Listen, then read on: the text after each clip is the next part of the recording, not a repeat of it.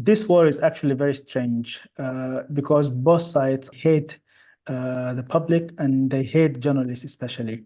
To be caught with a camera, I think it's an extreme thing.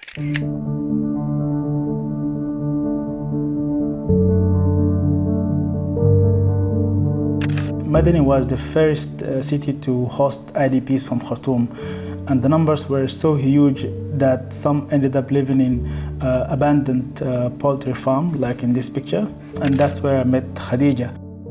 The war did shock us all. We thought it is just like any of the previous clashes that were happening over the years, just a couple of days and things will go back to normal. But we were wrong, and the war kept on escalating. Anyone from Sudan will know a center called Al Maigoma, which is a center for abandoned children and infants. Unfortunately, the war expanded and most of these children had to be relocated. Many ended up living with different families in other states. I usually try to communicate first, try to find the story behind every person I meet, and some stories are just hard to document. The amount of fear that they had to go through and the complexity of life that they're going through right now. The twins, when the conflict started, along with their mother and their younger brother, they fled Darfur. They ended up living in a hostel.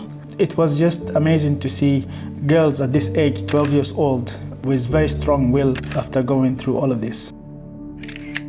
I took this image in a time where there was huge influx of refugees and returnees crossing from Sudan into South Sudan. You can't believe the number of people who are just trying to flee to safety.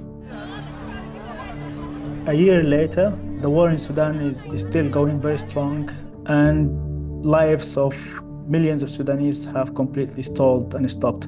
So I think we need the world to come forward and start talking more about Sudan.